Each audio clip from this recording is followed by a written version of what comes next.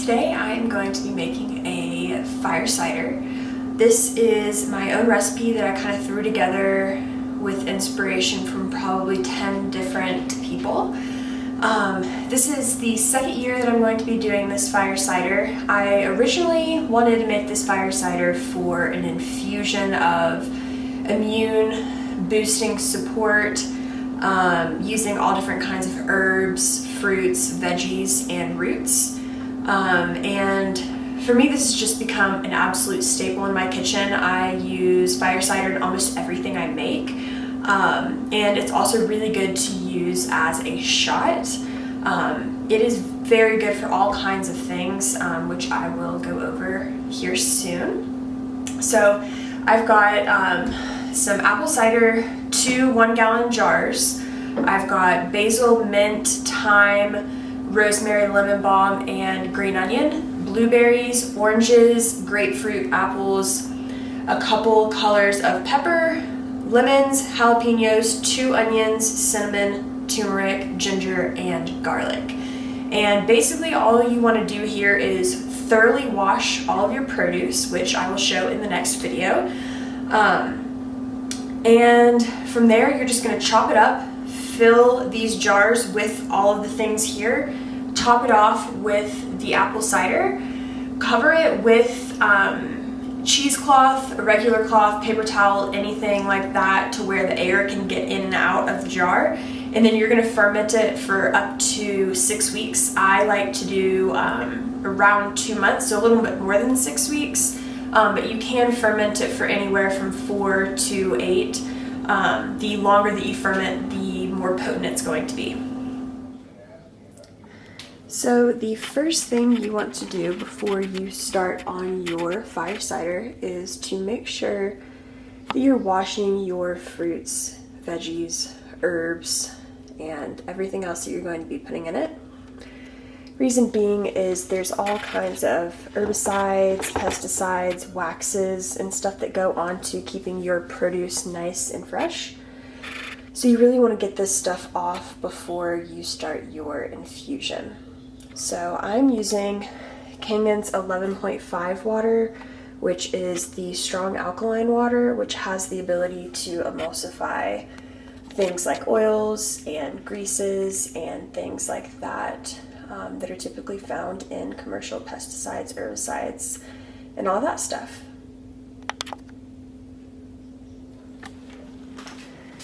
So here is the rest of the stuff. I'm going to be washing these herbs, this basil, the blueberries.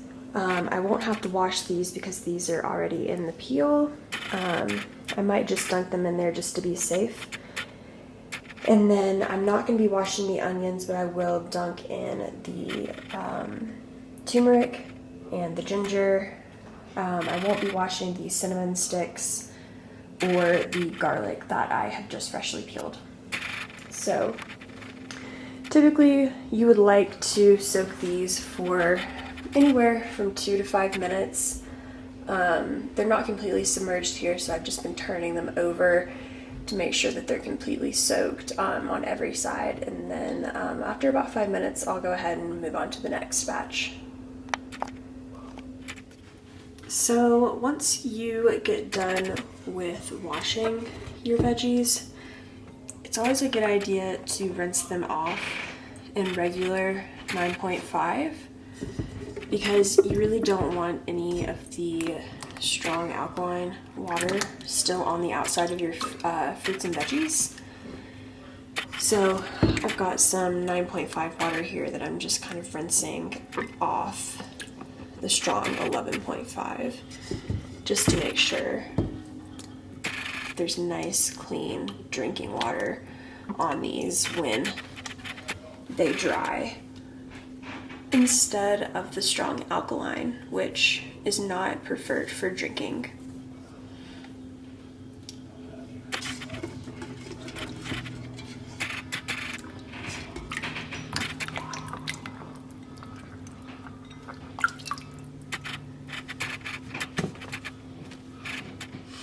Alrighty, so now that I have all of my herbs and everything nice and clean. I'm gonna start with the herbs at the bottom. Reason being is last year I did the herbs at the top and it was really hard for me to keep them submerged. So I'm thinking that the weight of the fruit and the veggies that go on top of this are really gonna help keep them nice and covered in the apple cider. I am also going to be putting all of the stems down in with it because there's lots of things in there that I think would be good to capture. So I'm doing stems also.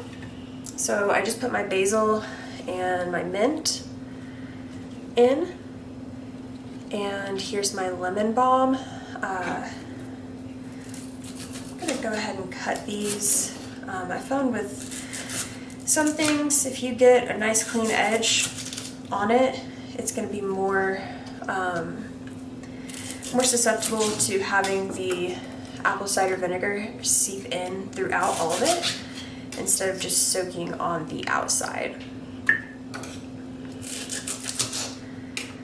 So there is the lemon balm. I've got some rosemary.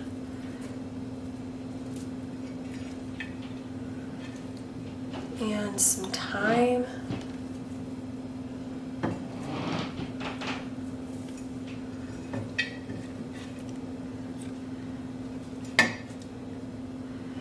And last but not least, my green onions, which I am gonna cut just in about 1.5 inch increments. This will have your house smelling amazing, by the way.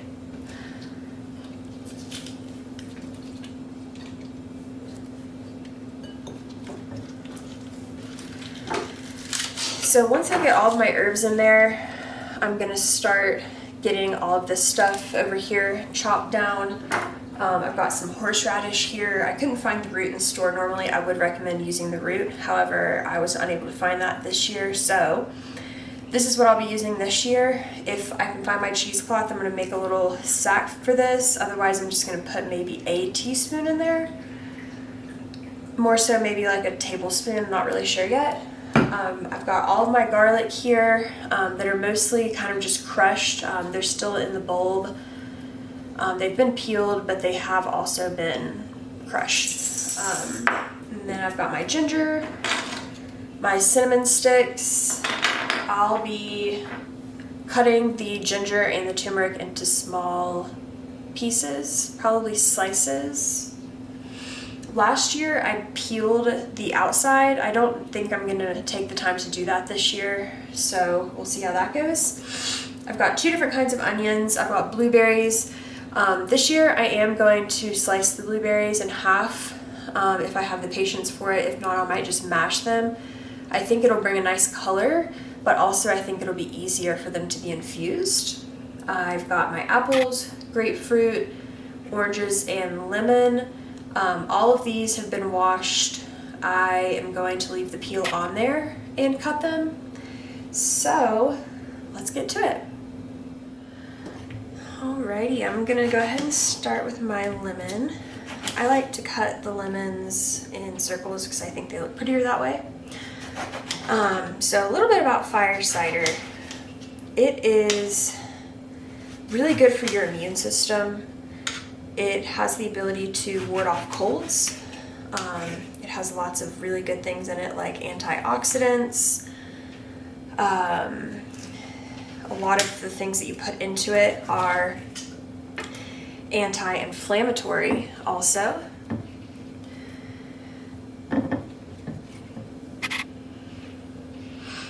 Fire cider is also really good for digestion, and it helps with bloating as well.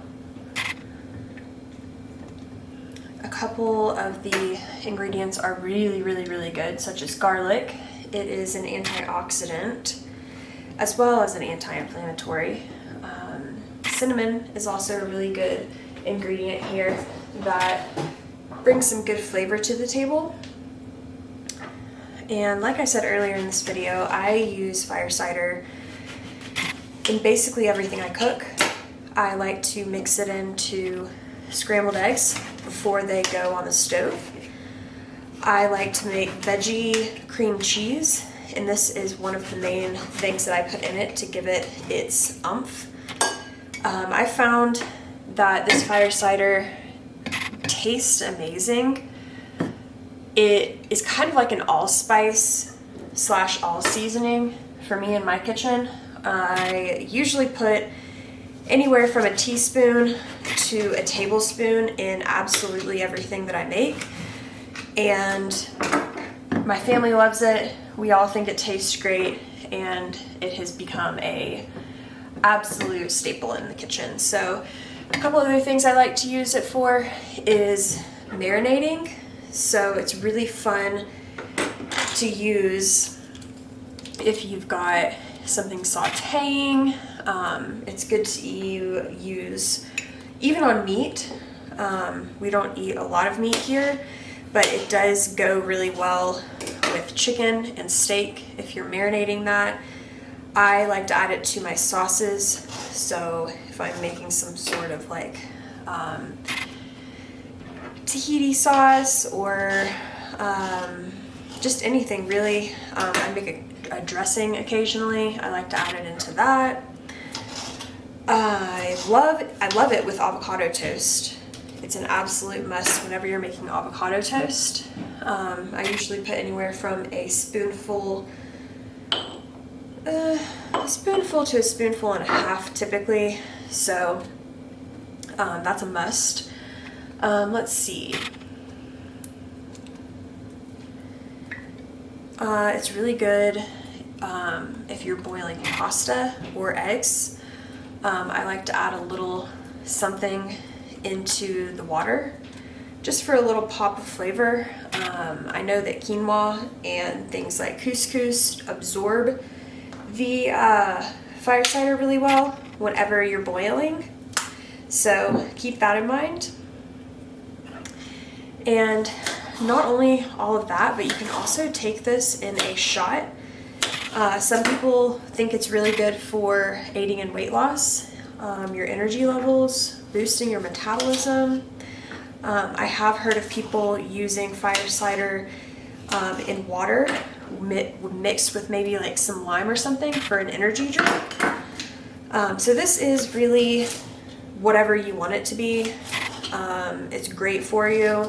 Like I said, it's an allspice, so you don't have to worry about buying fresh garlic all the time, or having that fresh ginger on hand, or whatever it may be, because this is already infused into it.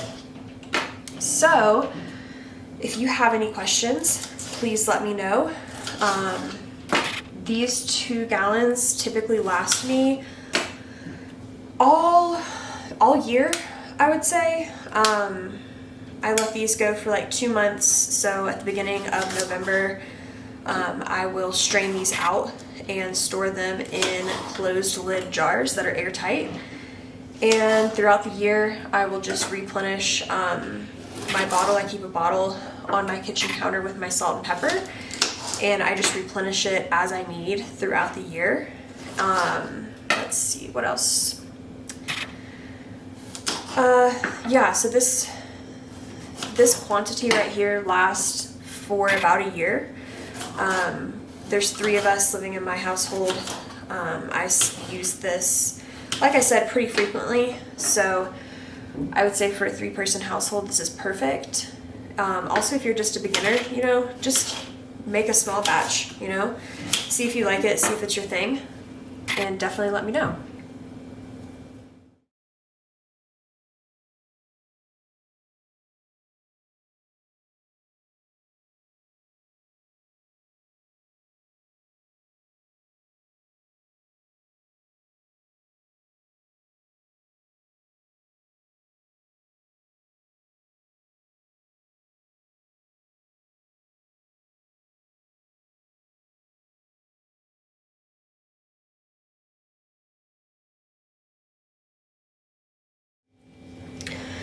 So as you can see, I have literally stuffed as much as I possibly could into these jars.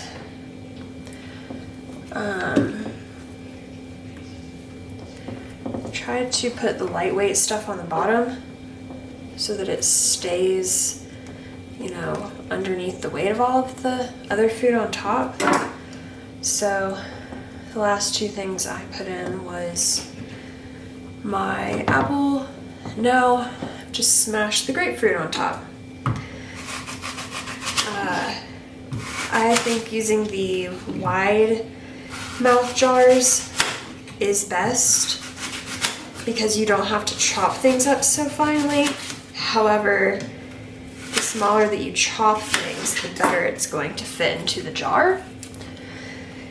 But for me, I just don't, excuse me, I don't want to spend a ton of time chopping things into tiny little blocks, so I just kind of roll with it, smash everything in there as small as possible. I did seem to pick up the most juicy, big pieces of fruit and everything this time, like the apples and the grapefruit are obviously massive, so I think maybe next time I'll pick smaller ones just for the sake of space. But it seems like everything's gonna fit in here all right. So once I'm finished packing all of my fruit in, I'm going to slowly pour my apple cider vinegar over top of this, and I'm gonna let it settle and maybe like spin it around and like shake it a little bit just so that the air bubbles will get out, because you really want to get as much of the apple cider in here as you can. It is really packed with fruit, so it doesn't seem like there's going to be room for much, but there really is. You'd be surprised. And I have really overpacked these jars because I can barely even get my last little piece of grapefruit in here, and a lot of it's just squeezing its juice right out, but that's fine too. So I am going to clean up a little bit and then we will get the apple cider into these jars. Alright, so the last thing is this horseradish. I don't know if you can see that. I'm really hesitant to use this because I'm not a huge horseradish fan in general. But last year I used the root, and I wanted to keep this recipe as close to last year's as possible. So here goes nothing. I'm putting in this prepared horseradish, just one teaspoon, because I'm nervous and I don't want it to be weird. So now the funnest part is pouring in the apple cider. I'm gonna give this a nice little shake, and here we go.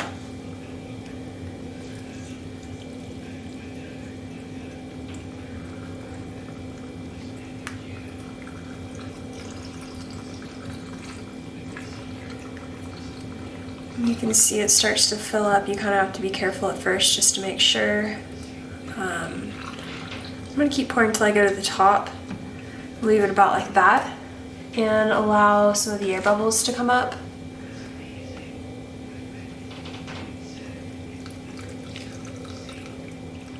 I really like this part. It's my favorite. And I like to make the fruit look pretty on the outside so that while it ferments for the next 2 months, I will have something pretty to look at whenever I check on it.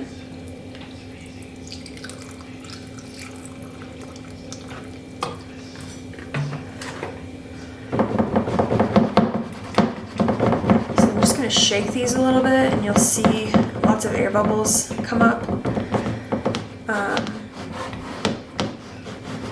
And then I will just top it off. Make sure it's covering this top layer of grapefruit completely.